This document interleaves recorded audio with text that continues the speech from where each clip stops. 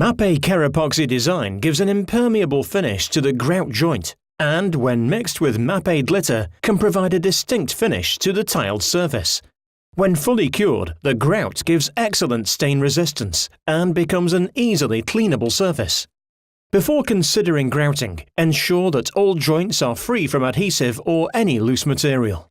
When applying grout to the walls, ensure that all areas are protected from spillage. Care must be taken to ensure that the material does not come in contact with any unintended surface. Protective gloves must be worn throughout the process.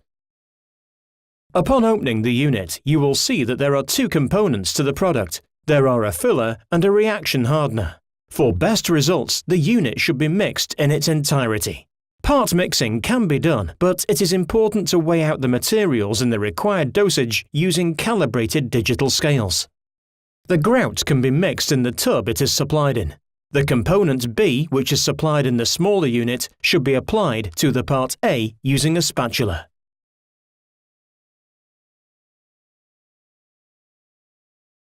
The grout is now ready to be mixed with a mechanical stirrer. This is ideally done on a slow setting.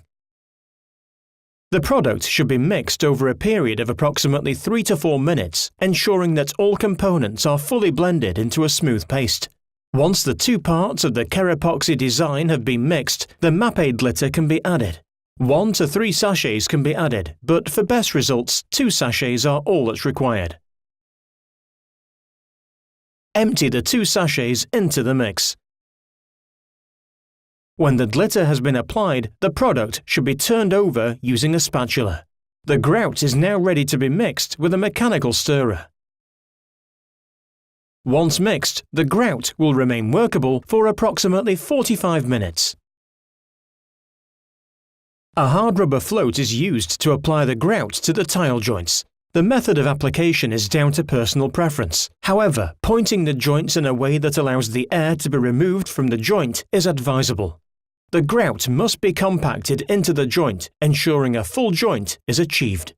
Once the grout is in the joint, the grout floats can be used at a 45-degree angle to remove the excess from the surface.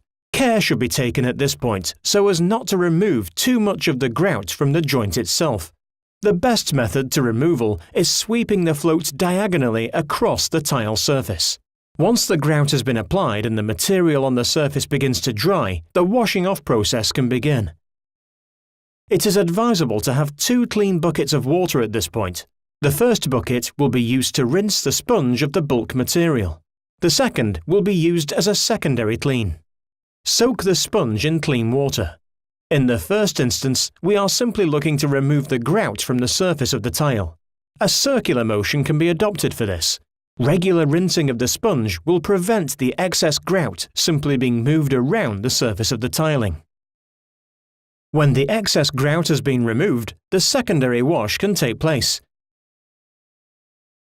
A diagonal movement turning the sponge regularly will remove the majority of the remaining residues.